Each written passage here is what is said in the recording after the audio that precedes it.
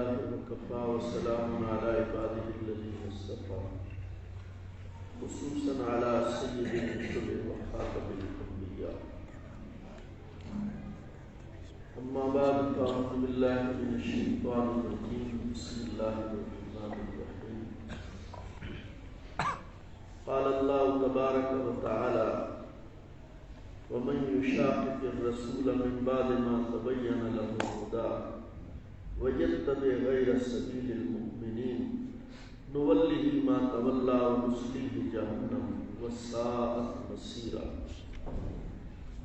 وقال رسول الله صلى الله تعالى عليه وسلم: لا تزال طائفة من أمتي منصورين إلى الحق يقاتلون إلى يوم القيامة، أو كما قال رسول الله صلى الله تعالى عليه وسلم: إن الله وملائكته يصلون على النبي يا أيها الذين آمنوا صلوا عليه وسلموا تسليما. اللهم صل على سيدنا محمد وعلى آل سيدنا محمد كما صليت على سيدنا إبراهيم وعلى آل سيدنا إبراهيم إنك حميد مجيد. اللهم بارك على سيدنا محمد وعلى آل سيدنا محمد كما باركت على سيدنا إبراهيم وعلى آل سيدنا إبراهيم إنك حميد مجيد. حضرات علماء کرام، میرے محترم اور مکرم بزرگوں، اللہ جل شانہ نے ہمیں اپنے گھر میں دین کی کچھ بات سننے سنانے کی سعادت بخشی۔ اس پر ہم رب تعالیٰ کا شکر ادا کرتے ہیں اور اللہ تعالیٰ سے اس سوال کے جو تمنی ہے کہ رب تعالیٰ ہمارے اوقات کی حفاظت فرمائے اور ہمیشہ اپنی رضا کے لیے مل بیٹھنے کی توفیق نصیب فرمائے۔ آج کی گفتگو کا عنوان ہے مماتیت کا تعارف۔ دو باتیں آپ کی خدمت میں پیش کرنا چاہتا ہوں۔ پہلی بات یہ کہ اس عنوان کو کیوں منتخب کیا گیا، اور دوسری بات یہ کہ اس عنوان پر بات کرنے کا کیا طریقہ ہے۔ ہم کسی کے سامنے یہ عنوان رکھیں تو کس طرح رکھ سکتے ہیں۔ مماتیت ایک عقیدہ ہے، غلط عقائد میں سے، لیکن ایک مستقل فکر ہے، ایک مستقل عقیدہ ہے۔ ہم نے اپنے عنوان میں کسی شخصیت کو نہیں لیا کہ ہم فلاں پہ بات کر رہے ہیں، کسی جماعت کو نہیں لیا، بلکہ ایک عقیدے کو لیا۔ یہ عقیدہ کسی کا بھی ہو سکتا ہے، مثلا غیر مسلموں کا ہو سکتا ہے۔ قرآن مجید نے قیامت کا انکار کرنے والوں کا یہی عقیدہ بیان کیا کہ وہ موت کے بعد کسی کے بھی زندہ ہونے کے، اٹھنے کے قائل نہیں، کسی کا بھی ہو سکتا ہے۔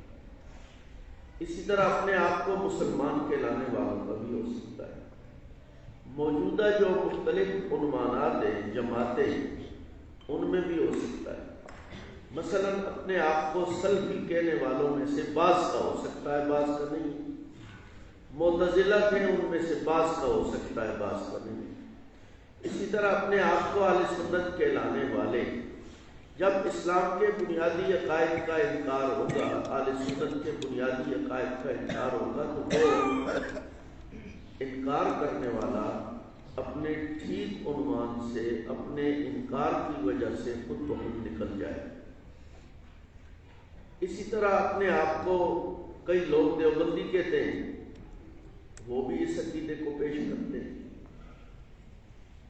کہ نبی علیہ السلام دنیا میں وفات کے بعد کہ جسم مبارک سے روح مبارک کا کوئی ایسا تعلق نہیں ہے جس تعلق کی بنا پر ہم اس جسم مبارک کو زندہ کہہ سکیں. تو ہم نے کسی شخصیت، کسی جماعت کا عنوان نہیں رکھا، بلکہ ایک عقیدے کا رکھا ہے. یہاں پہ ایک سوال پیدا ہوتا ہے کہ ہم عنوان عقیدہ یا تو نبی بھی رکھ سکتے تھے، مماتیت کیوں رکھا ہے؟ اس میں تردید ہو جاتی. اس سال کے گزشتہ دروس میں عقیدہ یاد النبی صلی اللہ علیہ وسلم، سماع صلاۃ السلام عند الخبر، اسی طرح باقی اس سے ملتے جلتے کئی جو عنوانات تھے، المعند، روز محشر، انہی وجودوں کے ساتھ اللہ کے ہاں پیش ہونا ہے، رب کے ہاں، یہ سارے عنوانات بیان ہو چکے. آج کے عنوان کا مقصد اس بات کا تعارف کروانا ہے کہ یہ عقائد جو ہم نے قرآن مجید سے، حدیث سے، اہل سنت کے معتبر حوالوں سے آپ کی خدمت میں پیش کیے، اگر ان عنوانات کو نہ مانا جائے تو اس کا کیا عنوان ہے؟ اس کا عنوان مماتیت ہے. جو آدمی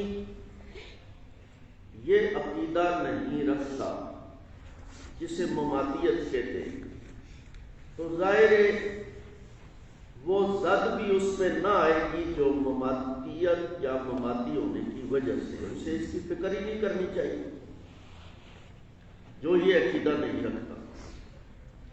جو رکھتا ہے، ہماری گزارشات اس کی خدمت میں اور نمک مرچ کے طور پہ نہیں ہے، مرم کے طور پہ، گزارش کے انداز میں کہ اس کا کیا نقصان ہے، اس کا کیا نتیجہ ہے، تاکہ اس سے ہم بچ سکیں. کسی کو برے راستے سے بچانا، کسی کو کھڈے میں گرنے سے بچانا، یہ کوئی بری بات نہیں. سگریٹ کی ڈبی آپ دیکھ لیں، ہر ڈبی پہ لکھا ہوا ہوتا ہے تمباکو نوشی مضر صحت، کینسر کا سبب بن سکتا ہے. تو اس سے، تمباکو سے بچانے کے لیے لکھا گیا. یہ بچانا کوئی بری بات نہیں، قرآن مجید نے بچایا. میں نے جو آپ کے سامنے آیت پڑھی اس میں ایسی چیز سے بچایا گیا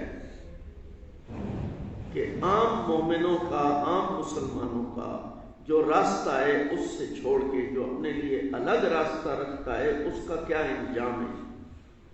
وَنُصْلِيهِ جَهَنَّمَ، بالآخر اسے جہنم میں جانا پڑے گا.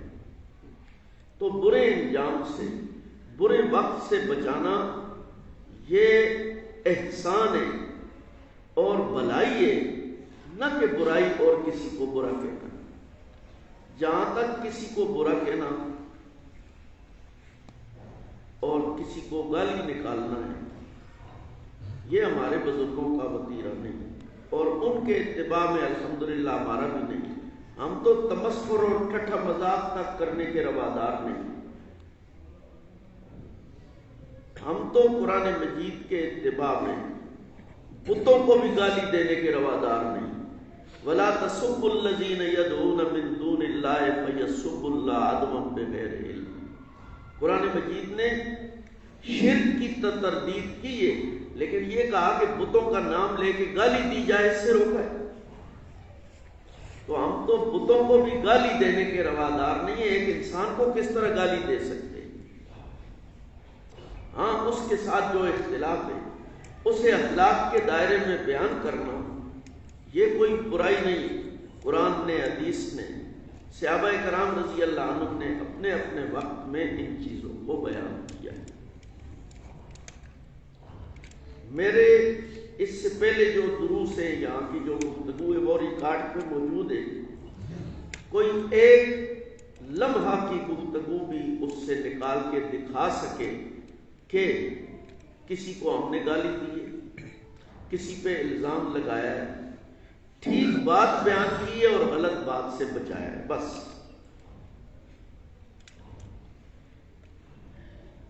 میرے مرشد حضرت اقدس مولانا قاضی محمد زاہد الحسینی رحمہ اللہ نے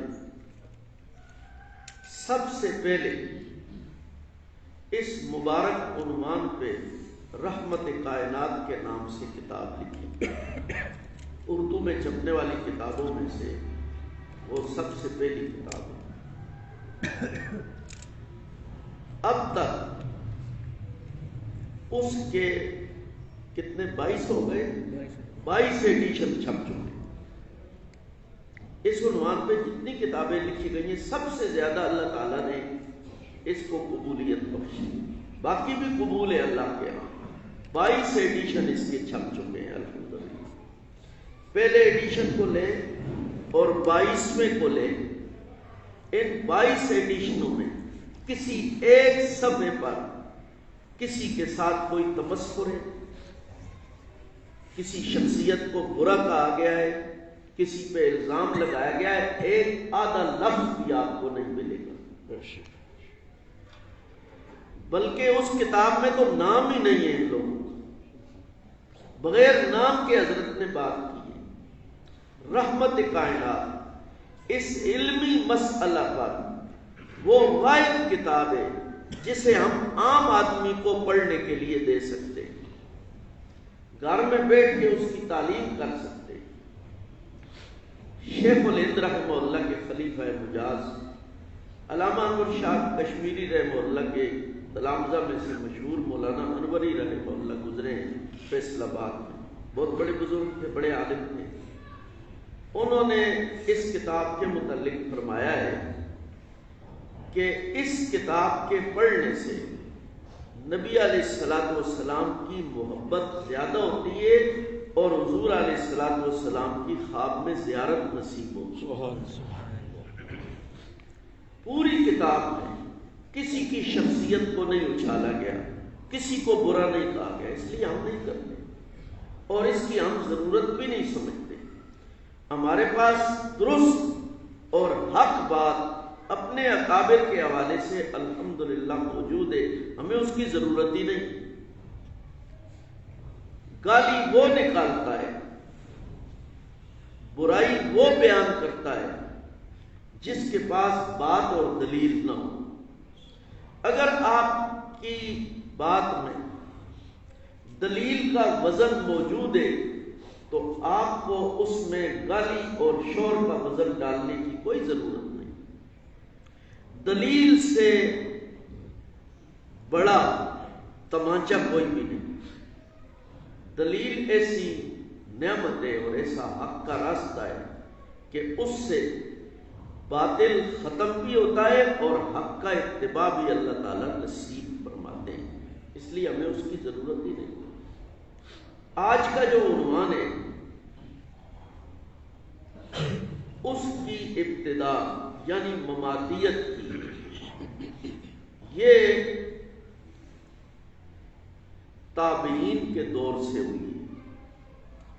اس لیے اگر آج کوئی وہ عقیدہ اختیار کرتا ہے جو عقیدہ تابعین کے زمانے میں صحابہ اور تابعین کے مقابلے میں پیش کیا گیا تو اپنا شجرہ ان کے ساتھ ملا لے۔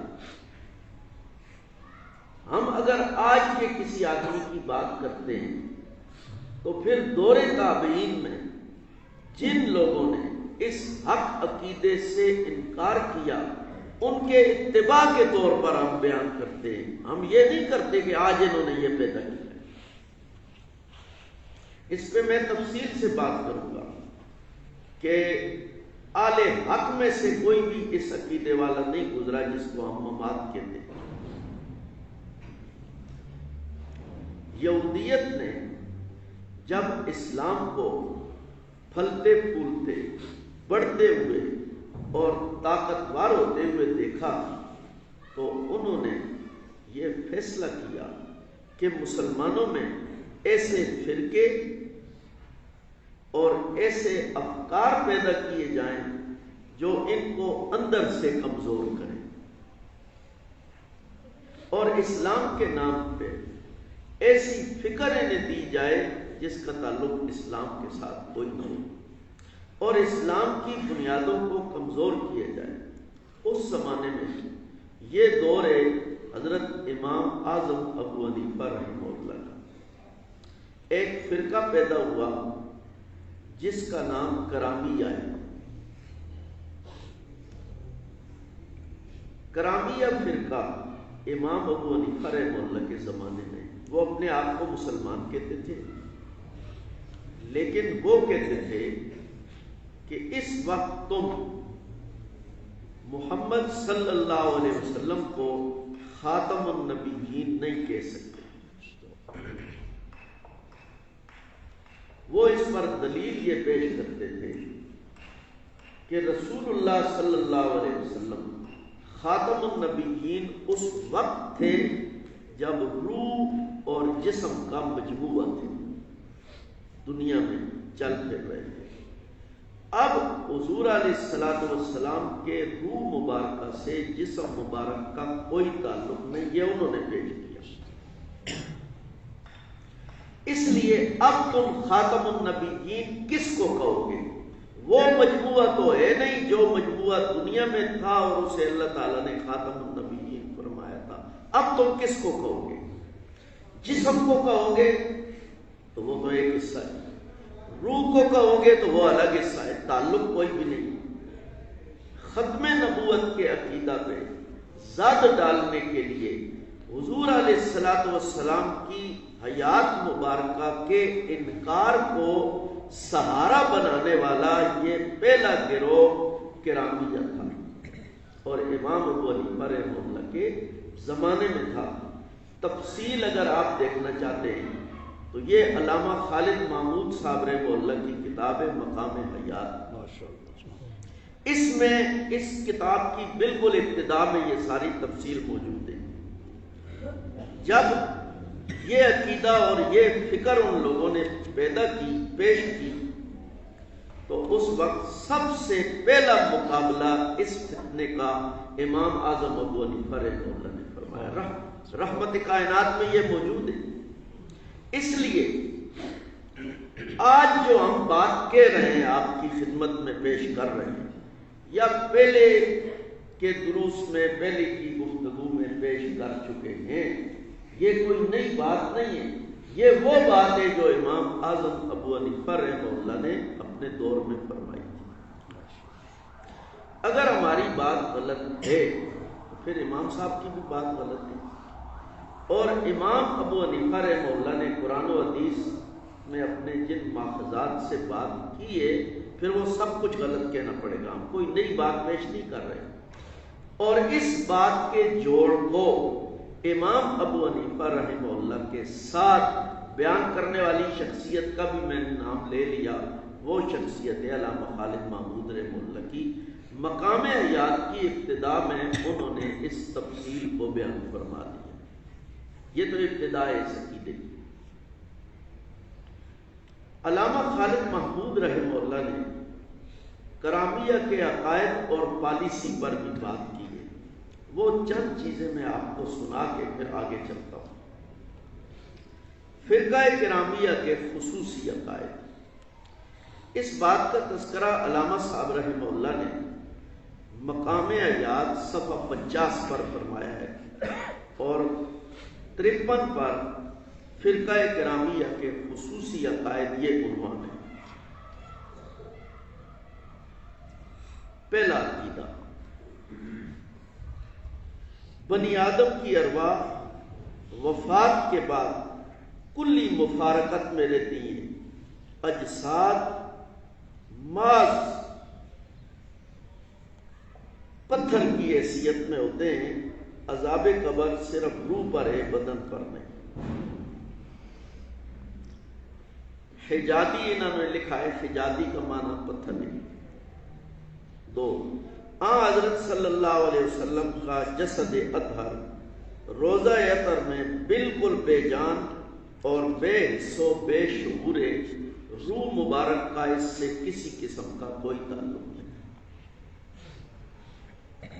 یہ باتیں امام ابو حنیفہ رحمہ اللہ کے زمانے کی میں عرض کر رہا ہوں۔ اپنے مسلک کی حمایت میں اور اپنے مذہب کی ترویج کے لیے غلط بیانی کرنا جائز ہے۔ جھوٹ اس طرح بولو اور اتنا زیادہ بولو کہ یہ سچ نظر آنے لگے۔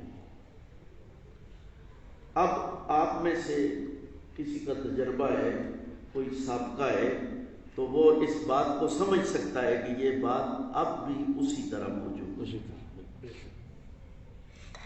4، حضرت صلی اللہ علیہ وسلم کی رسالت صرف حکمن باقی ہے، آپ خود اب نبی اور رسول نہیں ہیں، معاذ اللہ۔ اگر کوئی کہے کہ میں اس 4 نمبر کو نہیں مانتا تو نہ مانے، نہ ماننا اچھی بات ہے، لیکن جو عقیدہ ہے کہ نبی علیہ السلام کی روح مبارکہ کا جسم مبارک سے تعلق نہیں، اس کا نتیجہ یہی نکلتا ہے، مانے یا نہ مانے۔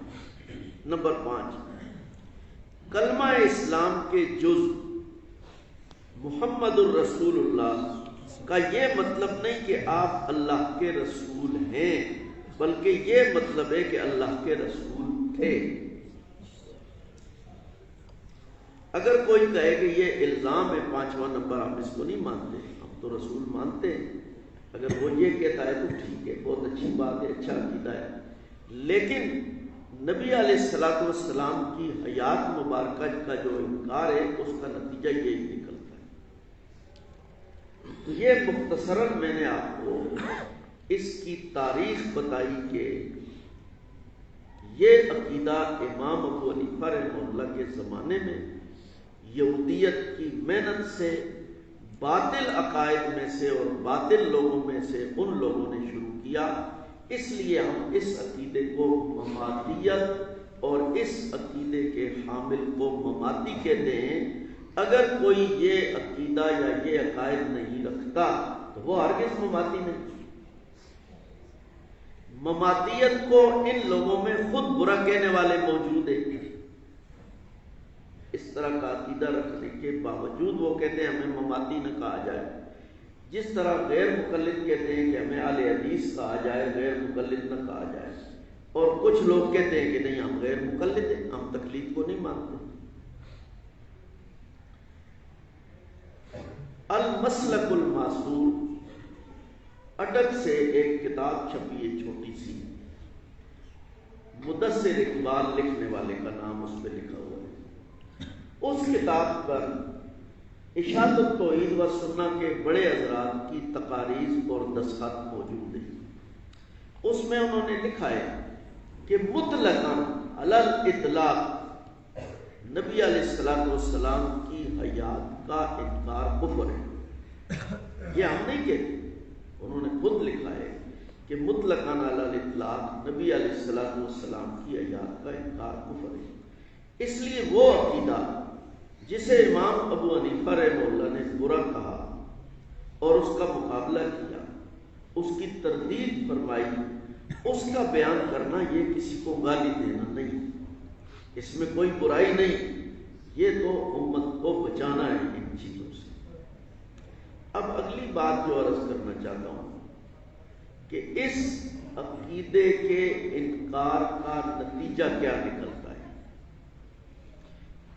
اس عقیدے کے انکار کا نتیجہ صرف نبی علیہ السلام کی حیات مبارکہ کا انکار نہیں ہے، بلکہ اسلام کے کئی بنیادی عقائد کا انکار ہے۔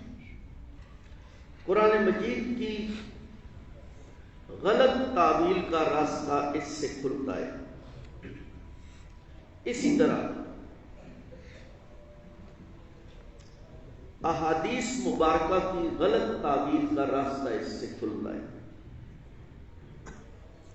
نتیجے کے طور پہ میں حدیث کے متعلق ندائے حق سے ایک چند سطری حوالہ پیش کرتا ہوں۔ مولانا محمد حسین نیلوی صاحب کی کتاب ہے، مشہور کتاب ہے، اس کی پہلی جلد ہے اور صفحہ 495، اس میں وہ لکھتے ہیں جو حدیث عقل و دانش کے خلاف ہو وہ حدیث کے لانے کے قابل نہیں، بلکہ وہ موضوع اور گھڑی ہوئی ہو جس کو عقل قبول نہ کرے۔ کس کا عقل قبول نہ کرے؟ آج کل کے لوگوں کا عقل قبول نہ کرے گا۔ یعنی اس اصول کا مطلب یہ ہے کہ ہم رسول اللہ صلی اللہ علیہ وسلم کی بات کو اپنی عقل پہ پرکھ کے دیکھیں گے، پھر فیصلہ کریں گے ٹھیک ہے یا غلط۔ امام بخاری رحمہ اللہ نے سماع موطا کی روایت سے سماع موطا کو ثابت کیا، یہ ان کا موقف ہے، باب بھی انہوں نے اسی طرح کا قائم فرمایا ہے۔ اس پہ تفصیل سے میں پہلے عرض کر چکا ہوں۔ صرف اس روایت سے اختلاف کے لیے پوری صحیح بخاری کو ساقط الاعتبار کر دیا جاتا ہے، اور علی اعلان یہ کہا جاتا ہے کہ کسی نے، امام بخاری نے بھی لکھا ہے تو ہم نہیں مانتے، قرآن کے خلاف ہو تو کس طرح مان سکتے ہیں، عقل کے خلاف ہو تو کس طرح۔ امام بخاری رحمہ اللہ قرآن کے خلاف بات کرتے ہیں، کیا یہ ممکن ہے کہ حدیث کا اتنا بڑا امام قرآن کے خلاف بات کرے اور پھر قرآن کے خلاف اس کی بات کو، اس صحیح بخاری کو آج تک امت نے قبول کیا ہوا ہو؟ اس لیے جو آدمی یہ دعویٰ کرتا ہے کہ صحیح بخاری کی بات قرآن کے خلاف ہے، عقل کے خلاف ہے، تو ہم اس سے کہتے ہیں تم اپنی عقل کا علاج کرواؤ، ہم بخاری کو تمہاری وجہ سے نہیں چھوڑ سکتے۔ مولانا نیلوی نے یہ جو 2 سطری عبارت میں نے آپ کے سامنے پیش کی ہے، یہ عبارت محض ایک اصول اور عبارت نہیں ہے، نہایت خطرناک ہے۔ دیکھیں مولانا لکھتے ہیں جو حدیث عقل و دانش کے خلاف ہو، اس میں انہوں نے کوئی قید نہیں لگائی کہ کسی مسلمان کی عقل کے خلاف ہو یا غیر مسلم کی عقل کے خلاف۔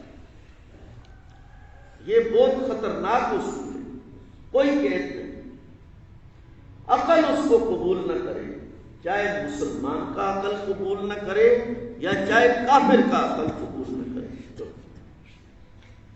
یعنی یہ میں کہہ رہا ہوں اور تاثر تو اس سے یہی نکلتا ہے، چاہے مسلمان ہو چاہے غیر مسلم ہو، جو حدیث عقل و دانش کے خلاف ہو وہ حدیث کہلانے کے قابل نہیں، بلکہ وہ موضوع یعنی گڑی ہوئی ہوگی۔ کتاب میرے پاس ہے، اگر کوئی دیکھنا چاہے تو بعد میں دیکھ بھی سکتا ہے۔ لیکن اس اصول کا اور ان باتوں کا نتیجہ صرف حدیث پہ نہیں، ائمہ پر بھی نکلا ہے۔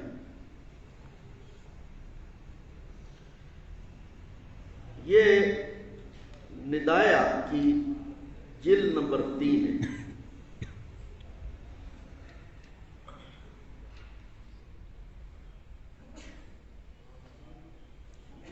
حضرت مولانا سلیم اللہ خان صاحب رحمہ اللہ نے اپنے خط میں لکھا ہے، مکتوب سلیم کے نام سے ان کا خط چھپ چکا ہے، کہ مماتیت کی جو محنت ہے اس سے 3 طرح کے نقصان ہوئے ہیں۔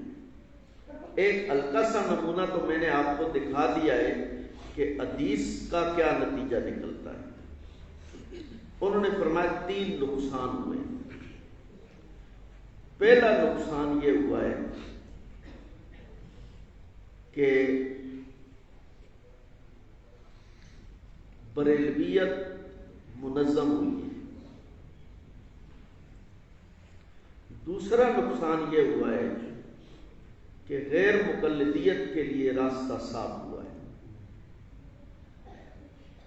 جب ہم کہیں گے کہ ہم صرف قرآن حدیث کو مانتے ہیں، کسی کے قول کو نہیں مانتے، اس پہ میں تفصیل سے عرض کر چکا ہوں کہ قرآن حدیث اجماع اور قیاس یہ اصول ہیں مجتہد کے لیے اور مسئلہ بنانے کے لیے، مجتہد کے لیے اور مسئلہ بنانے کے لیے. جو ہم مقلد ہیں ہم تو مسئلہ بناتے نہیں، بتاتے ہیں اپنے اکابر سے لے کر. تو مولانا سلیم اللہ خان صاحب رحمہ اللہ نے لکھا اس کے 3 نقصانات ہوئے. بریلویت منظم ہوئی ہے. آپ بریلویت کی تاریخ دیکھ لیں، اس سے پہلے یہ کیفیت نہیں تھی جو اب 1957 کے بعد شروع ہوئی.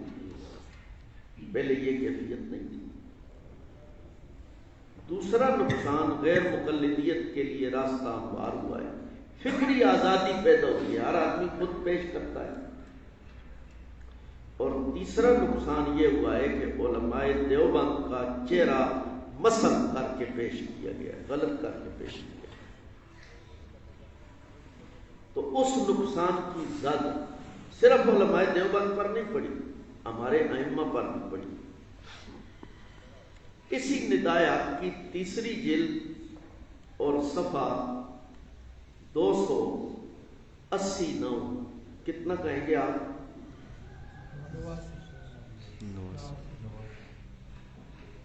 99. اردو میں کیا کہیں؟ 89. رومن انگلش نے ہمیں اردو بھی بلا دی ہے، پنجابی بھی بلا دی ہے، سب ہم مخلوط کر کے بول رہے ہیں. تو مولانا اس میں لکھتے ہیں امام حسن بن زیاد رحمہ اللہ کے متعلق. آپ جانتے ہیں کہ امام ابو حنیفہ رحمہ اللہ کے بہت سارے تلامذہ میں سے 4 مشہور ہیں. امام محمد، قاضی ابو یوسف، حسن بن زیاد اور امام ظفر. یہ 4 حنفیت کے ستون ہیں. اگر ان 4 کو ہم کمزور کریں گے تو حنفیت کمزور ہوگی. اس لیے حنفیت پہ اعتراض کرنے والے امام صاحب کے تلامذہ پر اعتراض کرتے ہیں. اس لیے کہ جب حنفیت کی عمارت جن ستونوں پہ کھڑی ہے وہ کمزور ہوں گے تو حنفیت خود بہت کمزور ہوگی. تو ان میں سے ایک امام حسن بن زیاد بھی ہیں رحمہ اللہ. ان کے متعلق لکھتے ہیں حسن بن زیاد ابن جرید پر جھوٹ بولتا تھا. ابو داؤد نے کہا کہ وہ کذاب ہے. ابن المدینی نے کہا اس کی حدیث کوئی نہ لکھے. ابو حاتم نے کہا کہ وہ نہ ثقہ ہے نہ مامون ہے. دارقطنی نے کہا کہ وہ ضعیف اور متروک ہے. اسی طرح محمد بن رافع نے کہا کہ یہ امام سے پہلے سجدے میں چلا جاتا تھا. اب حنفیت کی بنیاد جن 4 ائمہ پر ہے، کیا ان کی یہ حالت ہے؟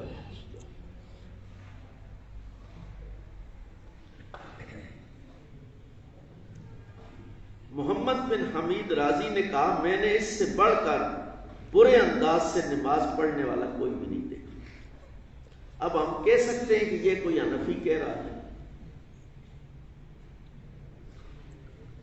غیر مقلد اپنے آپ کو اہل حدیث کہنے والے اتنے سخت انداز سے تو وہ بھی حنفیت کی بنیادوں کو کمزور نہیں کر رہے.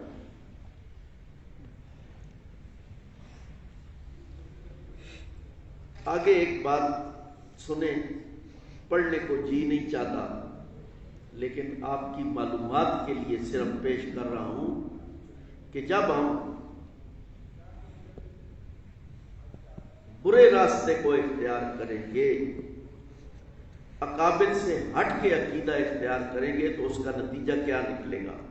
پھر اکابر میں سے کوئی بھی ہمارے پاس نہیں رہے گا. ایک دن میں نے اس کو نماز میں دیکھا، اسی صف میں اس کے ایک جانب بیریش لڑکا ہے. پھر جب وہ سجدے میں گیا تو حسن بن زیاد نے اپنے ہاتھ سے اس بیریش لڑکے کے بیریش لڑکے کے رخسار کی طرف بڑھا کر اس کی چٹکی مار لی. نماز میں. یہ امام ابو حنیفہ کے شاگرد کے متعلق رائے. نماز میں یہ تو ہم کسی بدمعاش کے متعلق بھی نہیں کہہ سکتے کہ وہ نماز میں یہ حرکت کر سکتا ہے. یہ چیزیں بھی میں اپنی طرف سے نہیں سنا رہا، ان لوگوں کے ہاں سے سنا رہا ہوں، اور جو نتیجہ ہے اس عقیدہ اگر ٹھیک نہیں ہوگا تو نتیجہ بھی ٹھیک نہیں نکلے. ہمیں اپنے اکابر سے ہاتھ دھونا پڑے گا. امام اعظم ابو حنیفہ، ان کے شاگرد امام بخاری، ان کی حالت تو آپ نے دیکھ لی. علماء دیوبند کے ساتھ دیکھیں کیا ہوا ہے. یہ میرے پاس کتاب ہے تحفۃ الاشاعر،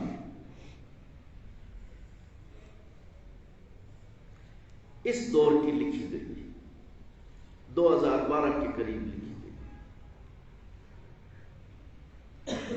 اس کتاب پر اس وقت ارشاد التوحید و سنہ کے امیر مولانا محمد طیب طاہر صاحب کی تقریر موجود ہے، اور بھی کئی بڑے حضرات کی رائے موجود ہے. اس وقت اس کا دوسرا ایڈیشن چل رہا ہے، دوسرے پہ بھی یہی رائے موجود ہے. اس کتاب میں مؤلف فضائل صدقات سے ایک حوالہ نقل کرتے ہیں. کتاب کا صفحہ نمبر 301 ہے، تحفۃ الاشاعر صفحہ نمبر 301. فضائل صدقات سے یہ حوالہ نقل کرنے کے بعد مؤلف اپنی رائے پیش کرتا ہے، انا للہ و انا الیہ راجعون. یعنی کوئی بہت ہی بری بات کہہ دی ہے فضائل صدقات میں. فضائل صدقات کس کی کتاب ہے؟ آپ میں سے اکثر جانتے ہیں، شیخ الحدیث حضرت مولانا محمد زکریا مہاجر مدنی رحمۃ اللہ علیہ. شیخ الحدیث مولانا محمد زکریا رحمہ اللہ اپنے وقت میں وہ شخصیت تھی جس پر تمام اکابر نے اعتماد کیا، تمام اکابر کی مسلمہ شخصیت تھی. اس لیے ان کی بات پر جو اعتراض ہے صرف ان کی ایک ذات پہ اعتراض نہیں، تمام اکابر پہ اعتراض ہے. تو فضائل صدقات انہوں نے خاص علماء کے لیے لکھی یا عوام کے لیے لکھی ہے؟ عام حلقوں میں پڑھی جانے والی فضائل اعمال، فضائل صدقات عام حلقوں اور گھروں میں پڑھی جانے والی کتاب ہے. تحفۃ الاشاعر کا مؤلف لکھتا ہے، یا ایھا الاخوان فاسمعوا الی ھذہ الافوات والخرافات. اے بھائیو، ان افوات اور خرافات کو، افوات اور خرافات کہتے ہیں بکواس کو، فاسمعوا ذرا سنو ان چیزوں کو. مل فرق بینہم و بین اہل التناسخ والسنویت، اس میں اور بت پرستی میں، تناسخ کے ہندوانہ عقیدے میں کیا فرق ہے؟ ایک آدمی کہتا ہے کہ میں اکابر علماء دیوبند کا نام لیوا ہوں، لیکن وہ کہتا ہے کہ علماء دیوبند نے یہ جو چیزیں بتائی ہیں ان میں اور بت پرستی میں کیا فرق ہے؟ وَهَلْ هَذَا إِلَّا دِينَ النَّصَارَى وَالْيَهُودِ، یہ تو صرف اور صرف یہود و نصارہ کا دین ہے. اب دیکھیں امام ابو حنیفہ رحمہ اللہ کے زمانے میں جس عقیدے، حق عقیدے کا انکار کیا گیا، اس کے مقابل میں دوسرا عقیدہ سامنے رکھا گیا جو مقابل ہونے کی وجہ سے غلط ہے. تو اس کا نتیجہ کیا نکلا؟ اس زمانے میں قرآن و حدیث میں تعویلات کی گئیں، امام بخاری رحمہ اللہ کی محنت کا انکار کیا گیا، امام ابو حنیفہ رحمہ اللہ اور ان کے تلامذہ کو برا کہا گیا. اور پھر اب جو اس پوری سند کے وارث ہیں علماء دیوبند، ان کو اور ان کی محنت کو یہود و نصارہ کا دین کہا گیا. اسی طرح دوسری جگہ اس سے پچھلے صفحے میں انہوں نے لکھا ہے کہ یہ جو کچھ بھی ہے لوگوں کو جہنم میں لے جانے کے مترادف ہے. اس لیے ہم جو بھی عرض کر رہے ہیں وہ اپنا اور آپ کا ایمان بچانے کے لیے کر رہے ہیں۔ آج کی گفتگو کا عنوان یہی ہے کہ اس کا نتیجہ کیا ہے اور اس کا تعارف کیا ہے۔ یہ تو بات تھی پوری امت کے متعلق۔ علماء دیوبند میں ایک بہت بڑی شخصیت گزری ہے، حکیم الامت حضرت مولانا محمد اشرف علی تھانوی رحمہ اللہ۔ کون ہے جو ان کے نام سے واقف نہیں؟ کون ہے جو ان کے کام سے واقف نہیں؟ ان کے متعلق اس کتاب میں اقامت القرآن میں سجاد بخاری صاحب نے لکھا ہے۔ یہ کتاب چھپی ہے 1971 میں، اس لیے میں کوئی آج کی بات نہیں کر رہا۔ 1971 میں چھپی اور اب تک چھپ رہے ہیں۔ انہوں نے جواہر القرآن پر تنقید کرنے والوں کو کہا ان کا فرض تھا کہ وہ سب سے پہلے اپنے پیر و مرشد حضرت مولانا اشرف علی تھانوی رحمہ اللہ کی ان کتابوں کی اصلاح و تطہیر فرماتے جن میں ایسا مواد موجود ہے، مثلا ضعیف، شاذ، منکر، بلکہ موضوع حدیثیں بلا انکار و تنبیہ، بے سر و پا حکایتیں، بے سند اور گمراہ کن کرامتیں۔ حضرت تھانوی رحمہ اللہ کی تعلیمات کو گمراہ کن کس نے کہا ہے؟ یہ غلط سیڑھی پہ قدم رکھنے کا نتیجہ ہے۔ اس لیے یہ گالیاں نہیں ہیں، یہ تو ہم بچا رہے ہیں آپ کو۔ جن کا لیبل آپ لگا رہے ہیں، جن کے نام پہ آپ اپنے ادارے چلا رہے ہیں، ان کا شرط کیا ہے؟ خود آپ کے قلم سے آپ کے سامنے، یہ تو تاریخ کی باتیں ہیں جو چھپ کے سامنے آ جاتی ہیں۔ آپ ان حضرات کے دروس، ان کی نجی مجالس اگر دیکھیں تو وہ تو علامان والحفیظ بندہ اس کو نہیں برداشت کر سکتا۔ جو چیزیں تاریخ میں آنے والی، جو چیزیں محفوظ ہیں، ان کی یہ حالت ہے، تو پھر عام ماحول کس طرح کا ہوگا؟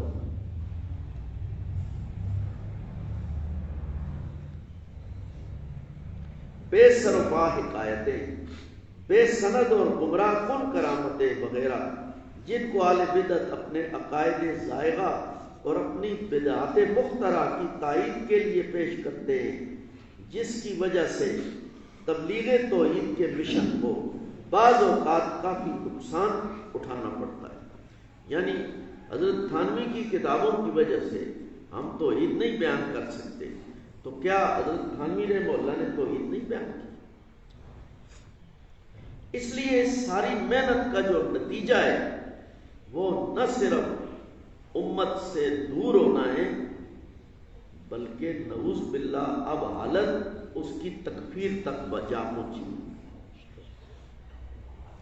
ایک تو اختلاف ہے، ایک آدمی کہتا ہے میں ٹھیک ہوں یہ غلط ہے، دوسرا کہتا ہے میں ٹھیک ہوں یہ غلط ہے، لیکن ایک آدمی ایک مسلمان کو کافر کہتا ہے، اس کا کیا نتیجہ ہے؟ یہ بھی کتاب ہے مولانا محمد حسین لیلوی صاحب کی۔ مولانا اس میں لکھتے ہیں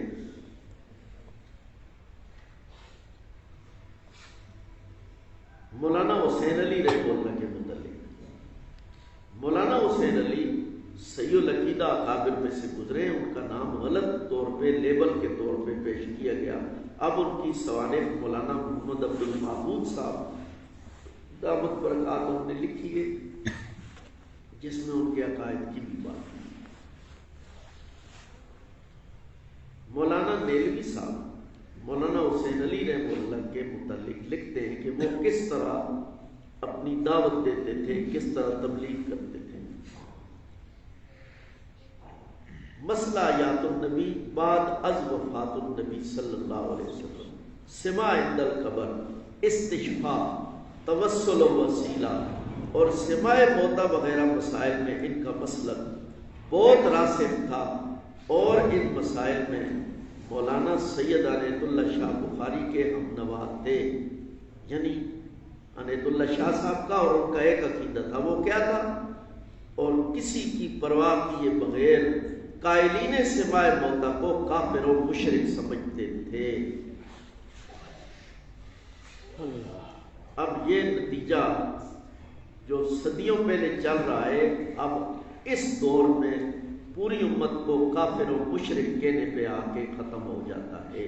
اس سے آگے اور کیا ہے؟ ابھی چند دن پہلے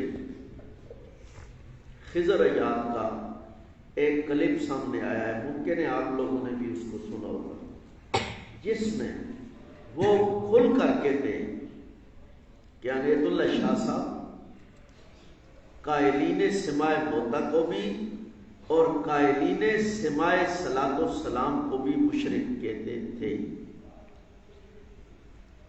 اور ان کا عقیدہ تھا کہ جو سمائے صلاۃ والسلام کا قائل ہے وہ ابو جہل جیسا مشرک ہے۔ اب دیکھیں، سمائے صلاۃ والسلام کا قائل کون ہے؟ پوری امت ہے، اس پر امت کا اجماع ہے۔ اس اجماع کو قطب الارشاد حضرت مولانا رشید احمد گنگوئی رحمہ اللہ نے نقل فرمایا۔ تو اجماع میں کوئی ایک دو آدمی تو نہیں ہوتا، اس میں پوری امت ہوتی ہے۔ پھر اس دور میں 1962 میں جن لوگوں نے اس پر دستخط کیے ان میں مولانا غلام اللہ خان صاحب ہیں، اسی طرح قاضی نور محمد صاحب ہیں، اور اس کے بعد کے علماء ہیں۔ المؤنث پہ جن لوگوں نے دستخط کیے وہ بھی، اور اس کے بعد اب تک کے ہیں۔ وفاق المدارس کی جتنی باڈی ہے، جتنے اکابر ہیں وہ بھی اس میں شامل ہیں۔ تو نعوذ باللہ یہ سارے مشرک ہیں۔ مولانا حسین علی رحمہ اللہ نے اپنی کتاب جو حدیث پر ان کی لکھی گئی ہے، کیا نام ہے جی اس کا؟ مولانا حسین علی رحمہ اللہ کی جو کتاب ہے حدیث پر، ادب الحدیث، مولانا حسین علی رحمہ اللہ نے اپنی کتاب میں من صلی علیہ عند قبری سمیت کو نقل فرمایا ہے۔ یہ کتاب مولانا حسین علی رحمہ اللہ کی زندگی میں چھپنے والی ہے، اور انہوں نے اس کو تقسیم فرمایا ہے۔ اس میں یہ حدیث انہوں نے نقل فرمائی ہے، من صلی علیہ عند قبری سمیت، بلا کسی نکیر اور تنقید کے، تو وہ بھی اس ذات میں آ جاتے ہیں۔ مولانا غلام اللہ خان صاحب رحمہ اللہ اس ذات میں آ جاتے ہیں، پوری امت اس ذات میں آ جاتی ہے۔ مولانا حسین علی رحمہ اللہ اور ان کے تلامذہ 1980 سے پہلے اشاعت توحید و سنہ کے جو اکابر تھے، مثلا قاضی شمس الدین صاحب رحمہ اللہ، انہوں نے لکھا ہے کہ ہم تو صلاۃ والسلام کے سماع کو بصد احترام مانتے ہیں اور 1000 بار باعث سعادت سمجھتے ہیں۔ یہ سارے اس ذات میں آ جاتے ہیں۔ خضر ایاد کی بیان میں جو انہوں نے مولانا طیب طاہری صاحب کے سامنے کیا، اس میں یہ بھی بیان کیا ہے کہ جو کسی مشرک کو مشرک نہ کہے وہ بھی مشرک ہے۔ اب یہ حضرات تو ساری امت ہاتھ سے نکل گئی، اور کیا ان کو تم مشرک کہتے ہو؟ تم بھی نہیں کہتے ہو۔ تو اب اس وقت جو فتویٰ مماتیت کا، اس کی روح سے دنیا میں کوئی بھی مسلمان باقی نہیں لیتا، یہ خود بھی اس رگڑے میں آ جاتے ہیں۔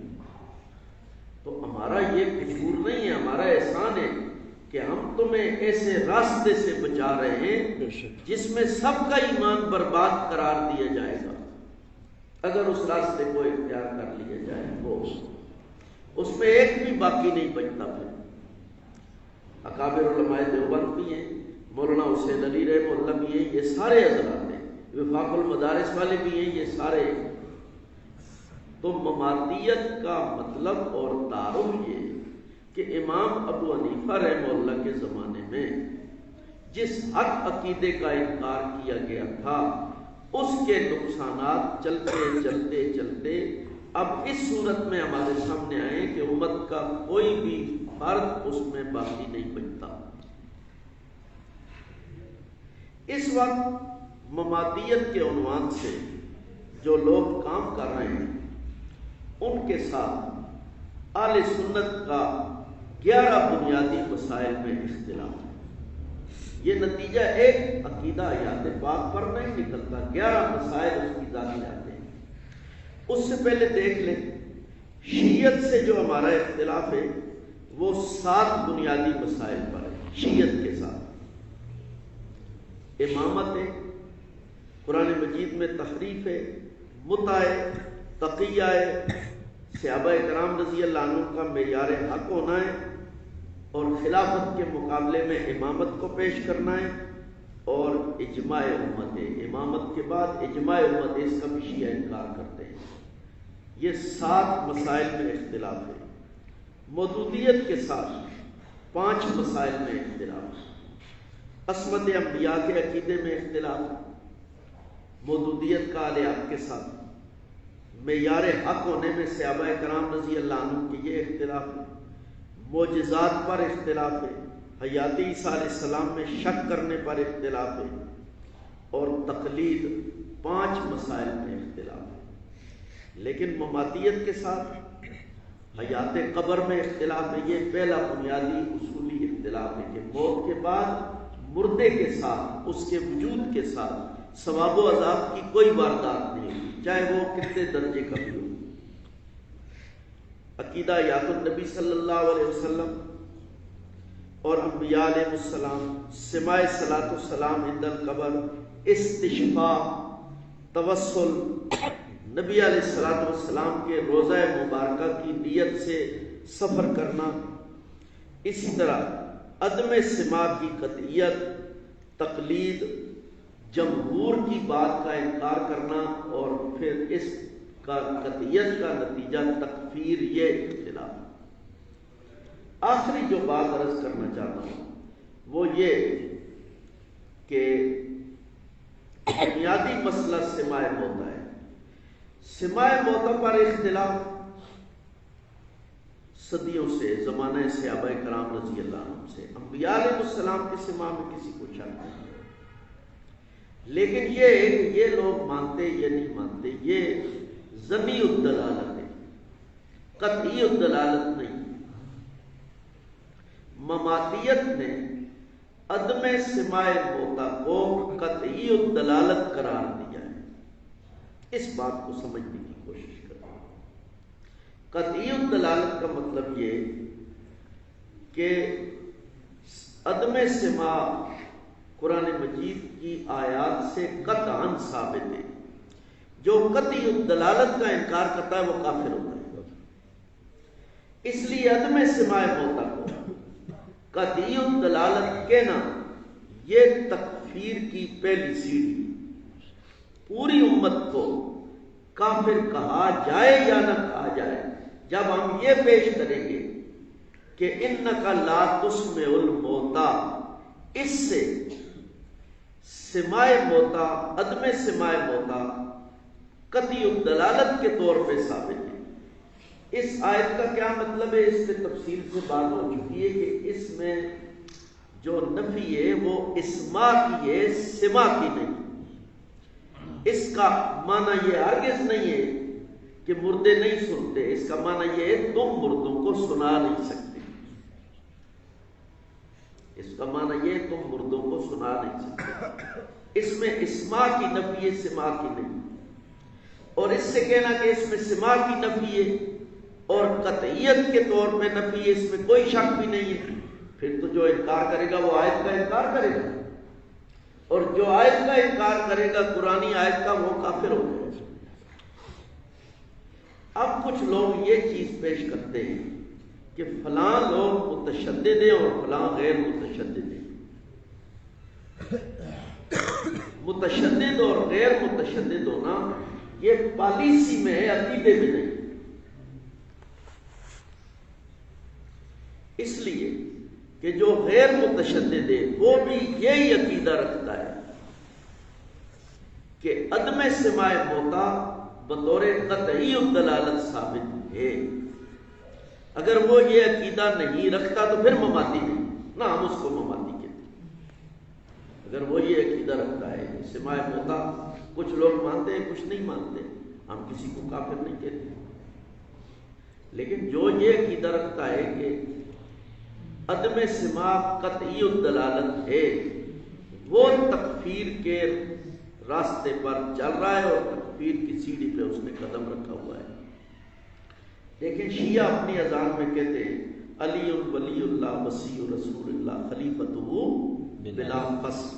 بلا فصل کا کیا معنی ہے کہ رسول اللہ صلی اللہ علیہ وسلم اور حضرت علی رضی اللہ تعالیٰ عنہ کے درمیان میں فاصلہ کوئی بھی نہیں، اور ہم کہتے ہیں کتنا فاصلہ ہے؟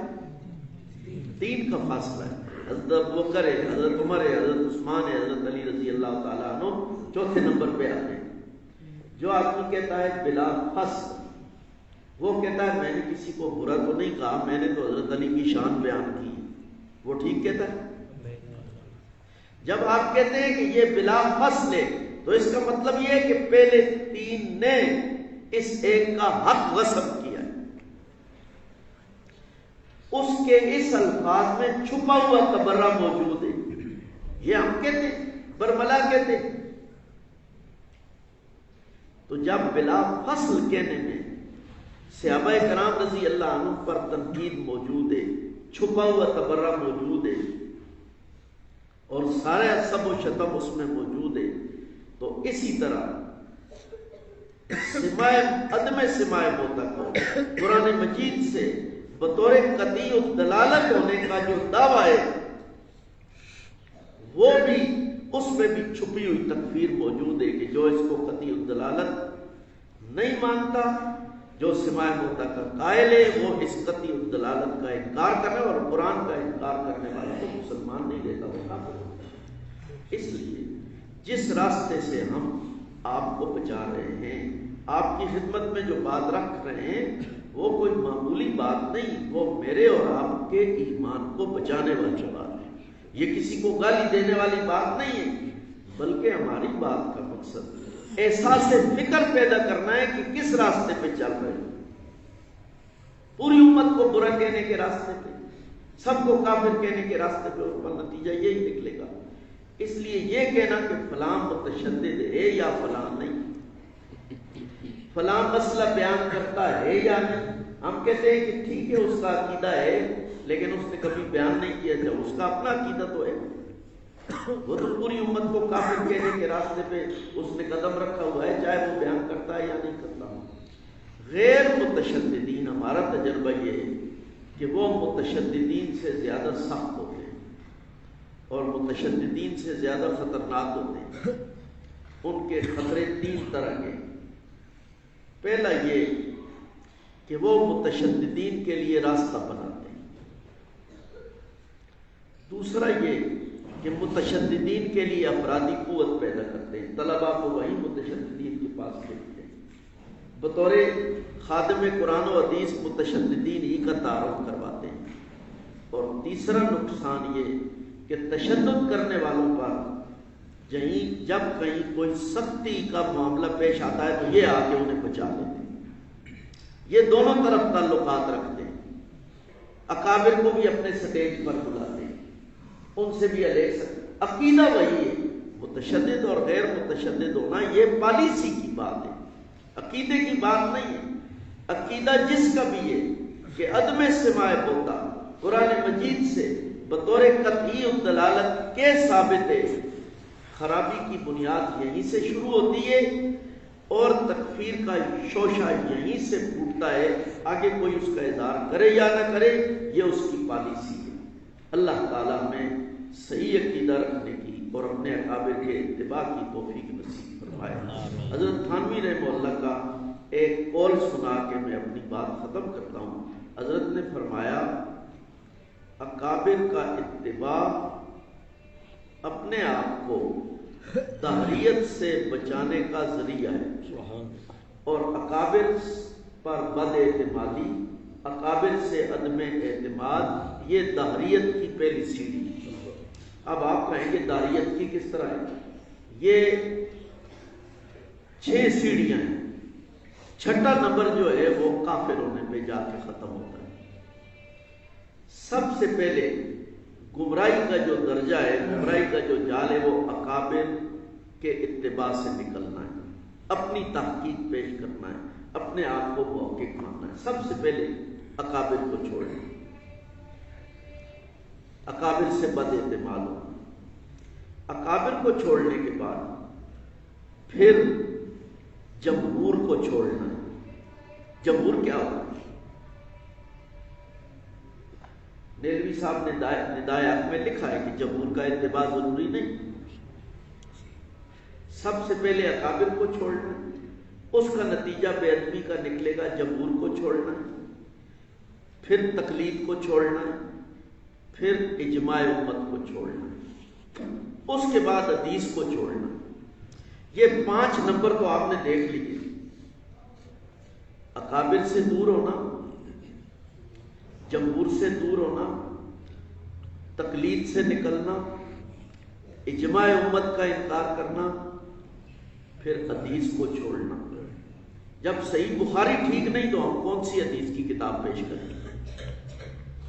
اور 6واں نمبر ہوگا قرآن مجید کو چھوڑنا، اس لیے کہ جن اصولوں کی بنیاد پر قرآن مجید کا انکار کیا جاتا ہے، انہی اصولوں کی بنیاد حدیث کا انکار کیا جاتا ہے، جن اصولوں کی بنیاد پر، انہی اصولوں کی بنیاد پر قرآن مجید کا بھی انکار کیا جاتا ہے۔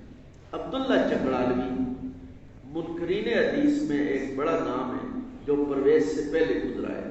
یہ لاہور کی بہت بڑی مسجد میں خطیب تھا، اور روزانہ صبح فجر کی نماز کے بعد جب یہ اہل حدیث ہوا، اس نکاح میں اہل حدیث ہوں، غیر مقلد ہوا، تو روزانہ فجر کی نماز کے بعد یہ درس دیتا تھا بخاری شریف کا۔ اپنے دائیں طرف صحیح بخاری رکھتا تھا اور بائیں طرف ہدایہ رکھتا تھا، اور وہ کہتا تھا دیکھو ہدایہ نے یہ کہا ہے اور صحیح بخاری یہ کہتی ہے، یعنی آپس میں مقابلہ بیان کرتا تھا۔ ہدایہ امام مرغینانی رحمہ اللہ کی کتاب ہے، جسے انہوں نے 13 سال میں روزے کی حالت میں ریاض الجنہ میں اعتکاف کر کے لکھا۔ ہدایہ کی گستاخی کا نتیجہ یہ نکلا کہ اس کے بعد اس نے اگلا قدم اٹھایا، وہ اپنے دائیں طرف قرآن مجید رکھتا تھا اور بائیں طرف بخاری رکھتا تھا۔ وہ کہتا تھا دیکھو قرآن یہ کہتا ہے اور بخاری یہ کہتا ہے۔ میں نے جس طرح آپ سے عرض کیا کہ یہ 6 درجے اکابر کا اتباع، یہ پہلا درجہ ہے ان ساری اگلی چیزوں سے جان چھڑانے کا، اور یہ پہلی سیل ہے آگے کفر کے نتیجے تک پہنچنے کی۔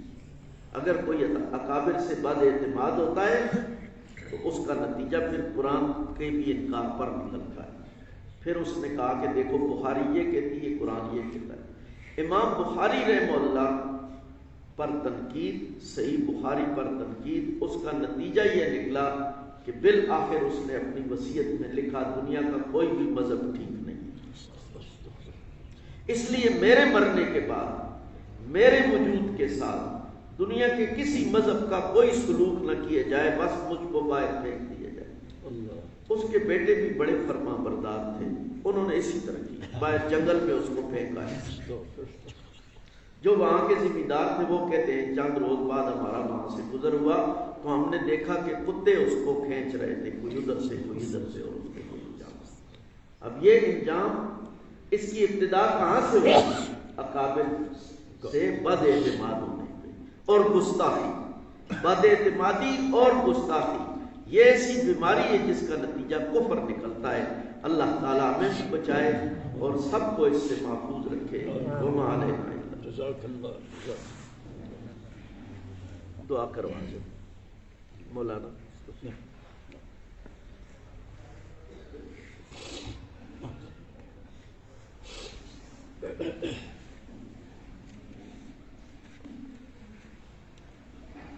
الحمد للہ رب العالمین والعاقبۃ للمتقین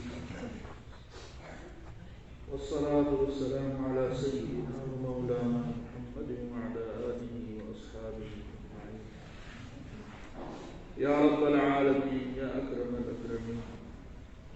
آج ہم صحت عقیدہ کی جس مبارک نسبت سے یہاں تھوڑی دیر مل بیٹھے، یا اللہ ہمارا یہ مل بیٹھنا قبول اور منظور کر۔ یا اللہ ہم سب کو صحیح عقائد نصیب فرما۔